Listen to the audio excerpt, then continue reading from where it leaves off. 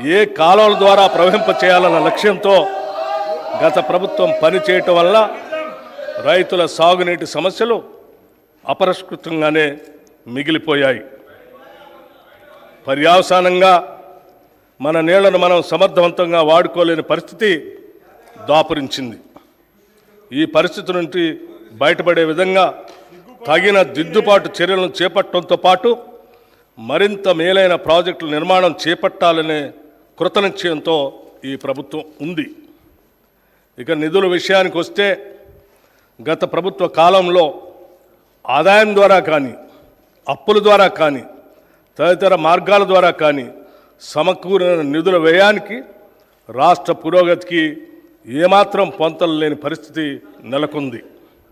ఓ పక్క అప్పులు పెరగడంతో పాటు వేరొక పక్క బిల్లుల బకాయిలు భారీగా పెరిగిపోవటం వల్ల రాష్ట్ర ఆర్థిక పరిస్థితి ప్రమాద స్థాయికి చేరుకుంది.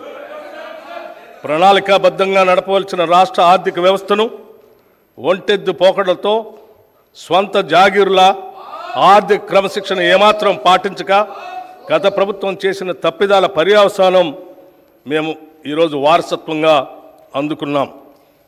రాష్ట్ర విభజన నాటికి ఎంతో సమృద్ధిగా ఆర్థికంగా పరిపుష్టిగా ఉన్న రాష్ట్రం నేడు అప్పుల కుప్పగా మారటం విచారకరం.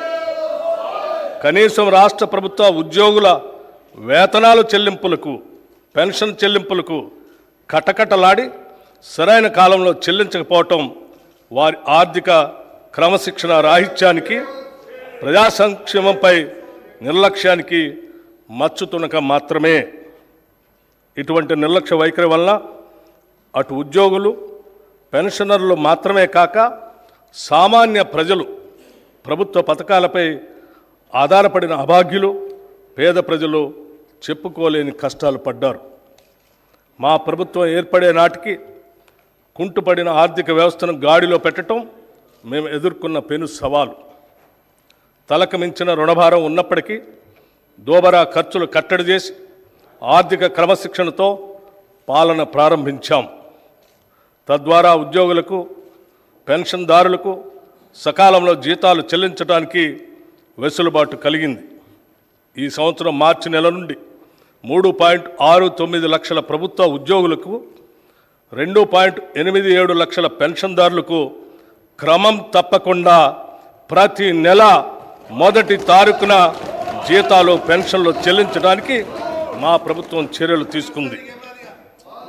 డిసెంబర్ 2023లో మా ప్రభుత్వం రాష్ట్ర ఆర్థిక స్థితిపై శ్వేతపత్రం విడుదల చేసే నాటికి 6,71,757 కోట్ల రూపాయల అప్పులు ఉన్నట్లు తేలింది. గత ప్రభుత్వం చేసిన అప్పులైనా ప్రభుత్వ పరంగా బాధ్యతతో వాటి తీర్చేందుకు అన్ని చర్యలకు శ్రీకారం చుట్టాం. మా ప్రభుత్వం ఏర్పడిన తర్వాత 35,118 కోట్ల రూపాయలు రుణాలు తీసుకోగా గత ప్రభుత్వం చేసిన రుణాలలో అసలు వడ్డీలతో కలిపి 42,892 కోట్ల రూపాయలు బకాయిల్ని చెల్లించాం. అంటే మా ప్రభుత్వం తీసుకున్న రుణాల కన్నా 7,774 కోట్ల రూపాయలు ఎక్కువగా రుణాలు ఈ కొద్ది నెలల్లోనే చెల్లించడం ద్వారా మా చిత్తశుద్ధి అర్థమవుతుంది. గత ప్రభుత్వం నిర్వాహకం వల్ల చివరికి అప్పులు కట్టడానికి కూడా అప్పులు తీసుకునే పరిస్థితికి రాష్ట్రం దిగజారింది. రాష్ట్ర ఆర్థిక పరిస్థితి ఎంత క్లిష్టంగా ఉన్నా సంక్షేమాన్ని మాత్రం మేము విస్మరించలేదు. డిసెంబర్ నుండి నేటి వరకు 34,579 కోట్ల రూపాయలు వివిధ పథకాలపై ఖర్చు చేశాం. ఈ పథకాల్లో ముఖ్యమైనవి మహిళలకు ఉచిత బస్సు ప్రయాణం, 200 యూనిట్ల ఉచిత కరెంట్, రైతు భరోసా, బియ్యంపై సబ్సిడీలు మరియు చేయూత. సంక్షేమంతో పాటు మూలధన వ్యయానికి క్యాపిటల్ ఎక్స్పెండిచర్ కూడా అదనంగా 19,456 కోట్ల రూపాయలు ఖర్చు చేశాం. తెలంగాణ రాష్ట్రం ఏర్పడిన 10 ఏళ్ల తర్వాత వాస్తవానికి దగ్గరగా ప్రణాళికాబద్ధమైన బడ్జెట్ను తొలిసారిగా మా ప్రభుత్వం 2024 ఫిబ్రవరి 10న శాసనసభలో ప్రవేశపెట్టడం జరిగింది. గత దశాబ్ద కాలంలో నియామకాల విషయానికి వస్తే రాష్ట్ర నిరుద్యోగ యువత కన్న కలలు కలలైపోయాయి. కొత్త ఉద్యోగాలు సృష్టించమనే మాట ఉంచితే ఉన్న ఉద్యోగాల నియామక ప్రక్రియల్లో గత ప్రభుత్వం చూపించిన అలసత్వం, నిర్లక్ష్యం కారణంగా నిరుద్యోగ యువత ఆశలు అడుగంటిపోయాయి. తాము చేపట్టిన అరకొర ఉద్యోగాల నియామక ప్రక్రియలో చోటు చేసుకున్న అక్రమాలు, పేపర్ లీకేజీలు, అసమర్థ పరీక్షా నిర్వహణ వల్ల అర్హులైన యువతకు ఉద్యోగాలు రాని పరిస్థితి దాపురించింది. ప్రభుత్వ మరియు ప్రభుత్వ రంగ సంస్థల్లో కొత్త ఉద్యోగాలు సృష్టించడానికి, ఉద్యోగ నియామక ప్రక్రియలో పారదర్శకంగా పనిచేయటానికి తగిన చర్యలు మా ప్రభుత్వం తీసుకుంటుంది. తెలంగాణ పబ్లిక్ సర్వీస్ కమిషన్ సంస్థను సమూలంగా ప్రక్షాళన చేసి వారికి కావలసిన నిధులను మరియు మౌలిక వసతులను సమకూర్చాం. పోలీసు, వైద్య మరియు ఇతర రంగాల్లో ఇప్పటికే 31,768 ఉద్యోగ నియామక పత్రాలని అందజేశాం.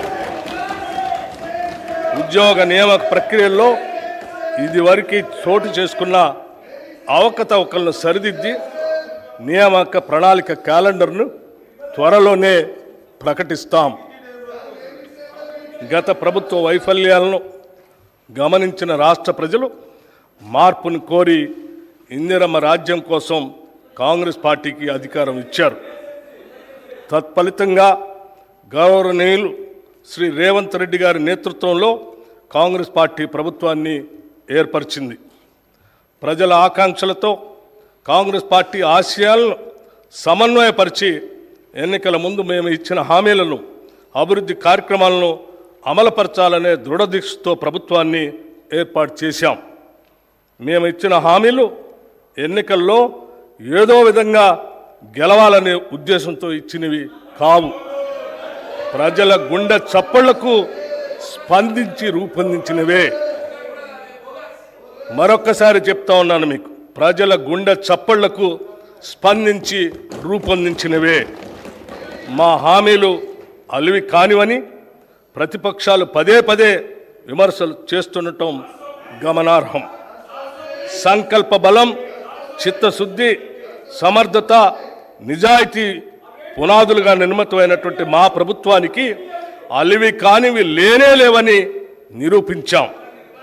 ఇందుకు తొలిమెట్టుగా రాష్ట్ర మహిళలందరికీ ఇప్పటికే మహాలక్ష్మి పథకం కింద ఉచిత ఆర్టీసీ బస్సు ప్రయాణం కల్పించాం.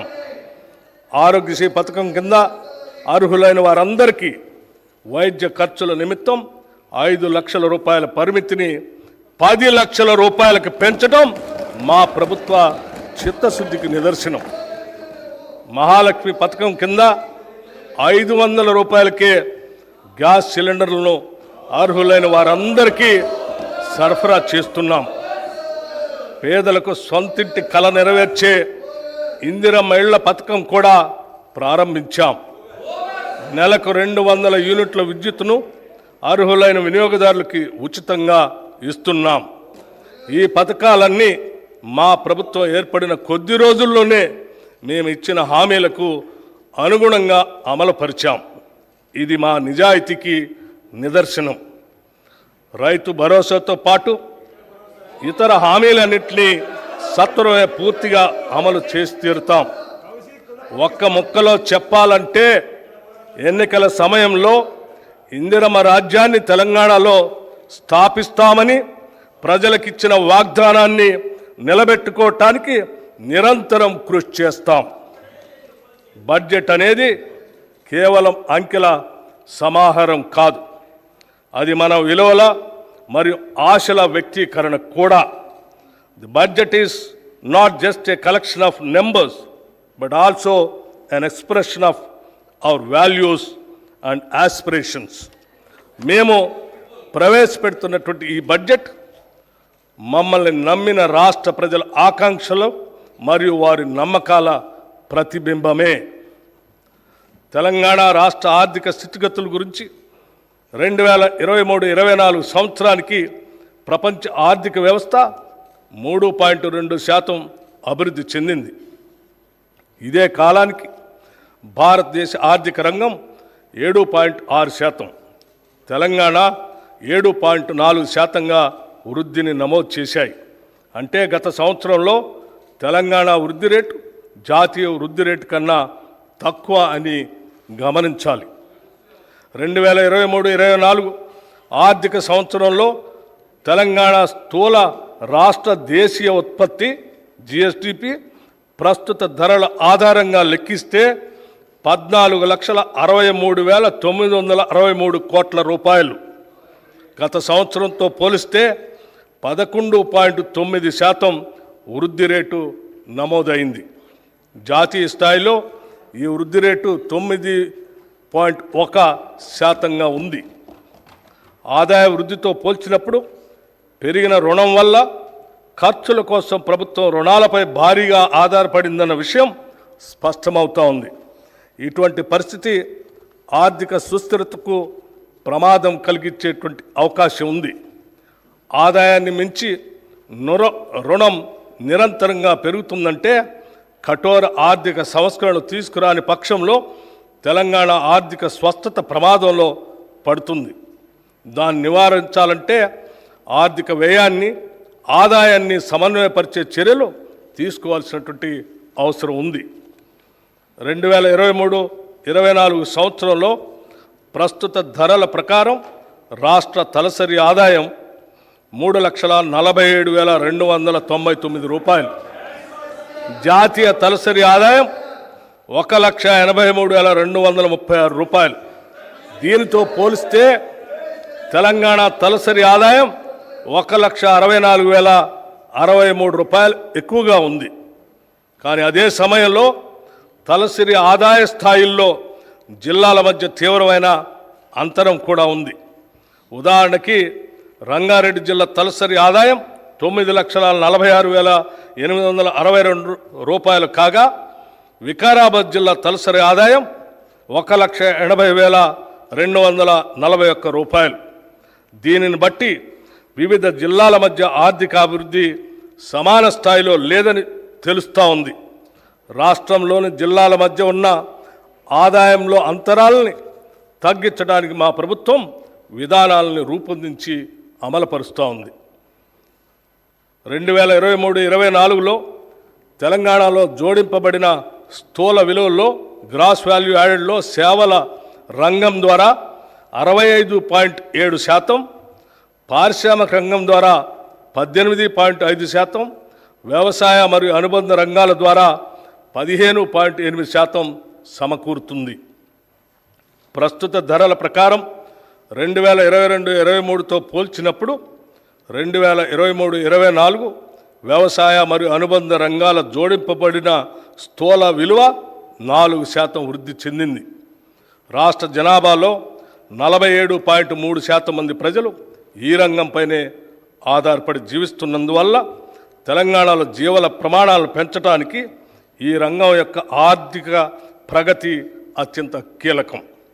ఇక సర్వీస్ రంగంపై 33% మంది, పారిశ్రామిక రంగంపై 19.7% మంది ఆధారపడి జీవిస్తూ ఉన్నారు. జాతీయ సగటుతో పోల్చినప్పుడు తెలంగాణలో శ్రమ కార్మిక శక్తి భాగస్వామ్య rate, labour force participation rate అధికంగా ఉంది.